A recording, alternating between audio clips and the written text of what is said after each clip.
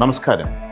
പാറ്റകളുടെ അഹിംസാ സമരം മൂലം ആശുപത്രിയിലായത് 100-ലധികം പോലീസുകാർ. പോലീസിന്റെ അടിവാങ്ങിക്കൂട്ടിയവരും അത്രത്തോളം വരും. സഹന സമരം 150ഓളം വാഹനങ്ങൾക്ക് കേടുവരുത്തി. ശാന്തം പാവം.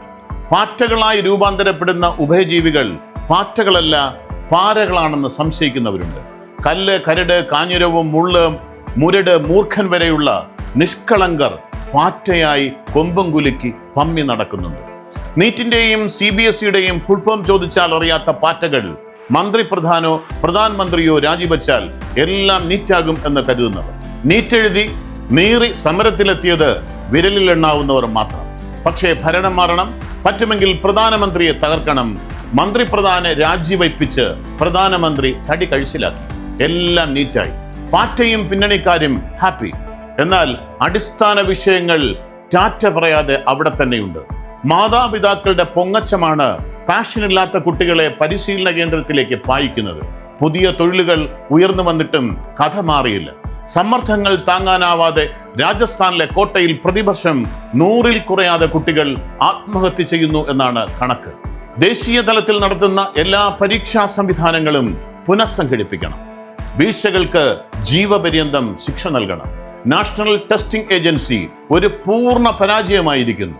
ബാങ്കിംഗ് പരീക്ഷകൾ പോലും ലോക്കൽ കമ്പ്യൂട്ടർ സെന്ററുകൾക്ക് ഔട്ട്സോഴ്സ് ചെയ്യുന്നതിൽ എന്ത് ന്യായീകരണമാണുള്ളത്?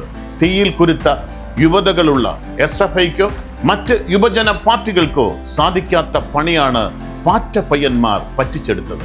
യുവരക്തം തിളയ്ക്കുന്നതിന്റെ ഒച്ചകളും തെറിവിളികളും ലൈംഗിക ചേഷ്ടകളും രാജ്യവിരുദ്ധ മുദ്രാവാക്യങ്ങളും ഉയർന്ന ജന്തർ മന്തർ കോരിത്തെരിച്ചു.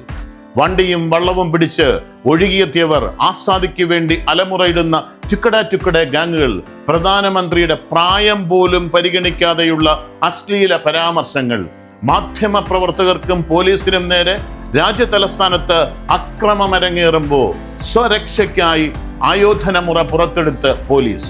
തരം താണ പ്രവർത്തികളും മുദ്രാവാക്യങ്ങളും പുറത്തെടുത്തവർ ഞങ്ങളുടെ കൂട്ടരല്ല എന്ന് പിറുപിറുക്കുക പോലും ചെയ്യാതെ പട്ടിണി സമരവുമായി പാറ്റകളോട് പറയാതെ പറ്റിക്കിടന്ന് പട്ടിണി സമരത്തിന്റെ പങ്ക് പറ്റാൻ ശ്രമിക്കുന്ന തൽപര കക്ഷികൾ.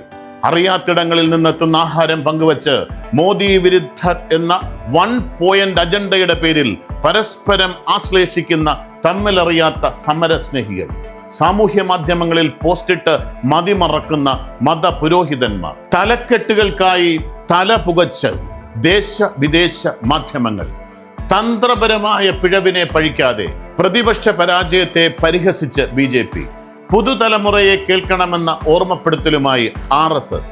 ജെൻസിയുടെ സമാധാന സമരമുറ പാർലമെന്റിലേക്ക് കടക്കുന്നതും കാത്ത് കുത്തിയിരിക്കുന്ന കുത്തിത്തിരിപ്പുകാർ. അതിനിടയിൽ അതാ എത്തുന്നു സമരക്കാരുടെ മോഹങ്ങൾക്ക് മേൽ മഞ്ഞു വീഴ്ചയായി ധർമ്മേന്ദ്ര പ്രധാന്റെ രാജി. സമരക്കാരുടെ ഡിമാൻഡുകൾ മുഴുവനായി സർക്കാർ അംഗീകരിക്കുന്നു. സംയുക്ത വാർത്താ സമ്മേളനം. മോദി ഭരണകാലത്തെ അപൂർവ പ്രതിഭാസ രാജിയിൽ മതിമറന്ന് ആഹ്ലാദിക്കുന്നവർ.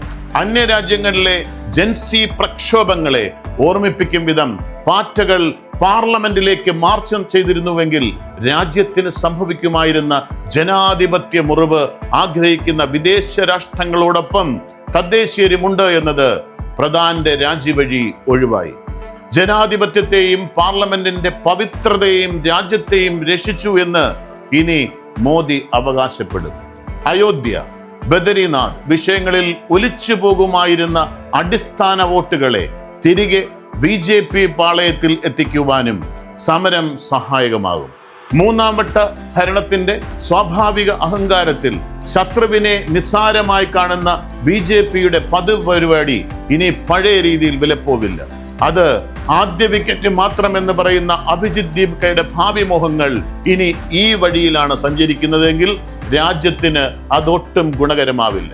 എൻട്രൻസ് മാഫിയക്കെതിരെയും മറ്റു സംസ്ഥാനങ്ങളിലെ ചോദ്യപേപ്പർ ചോർച്ചയെക്കുറിച്ചും പാറ്റകൾ മൗനം പാലിക്കുമ്പോൾ വിശേഷിച്ചും കാണാൻ പോകുന്നത് ഇതൊക്കെയാണ്. പാറ്റകൾക്കൊപ്പം അലഞ്ഞു നടന്ന് സമരവീര്യം ചോരാതെ നോക്കിയ നേതാക്കൾ, അവർക്കും അവരുടെ വിദ്യാർത്ഥി യുവജന സംഘടനകൾക്കും കഴിയാത്തതാണ് പാറ്റകൾ പറ്റിച്ചെടുത്തത് എങ്കിൽ നമ്മുടെ നാട്ടിൽ ഇനി എന്തിന് യുവജന സംഘടനകൾ? സ്വയം പിരിഞ്ഞവരും പാറ്റ പാർട്ടിയിൽ ലയിക്കട്ടെ. ഇത്ര മാത്രമാണ് പാറ്റാ സമരം. ആളുകളെ വടിയാക്കുന്ന അന്തസ്സാരശൂന്യമായ അഭ്യാസ പ്രകടനം. പാറ്റയെ മറയാക്കി ഒരുപാട് കുട്ടിച്ചാത്തന്മാർ ആഹ്വാനങ്ങളും സ്തംഭനവുമായി വന്നു. മുടിപ്പര അമ്മച്ചിയാണ് സത്യം, ഒന്നും ഒത്തില്ല, ഒന്നും ഒപ്പിച്ചില്ല. തന്ത്രമന്ത്ര കുന്ത്രങ്ങളിൽ ചാലിച്ചെടുത്തതാണ് ജൻസി സമരം.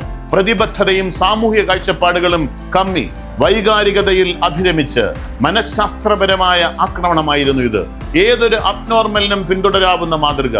ഇട്ടാൽ പൊട്ടാത്ത ഇംഗ്ലീഷ് മുട്ട. കാതലായ നിർദ്ദേശങ്ങൾ ആരും പറഞ്ഞില്ല എന്നതാണ് പാറ്റ സമരത്തിന്റെ കാതൽ. കക്ഷി രാഷ്ട്രീയം മുൻപേ പറക്കുന്നതും കണ്ടു. ധാർമ്മിക സമരം നടത്തിയാണ് നാം എല്ലാം നേടിയത്.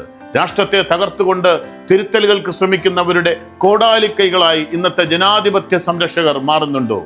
യഥോ ധർമ്മ തഥോ ജയ.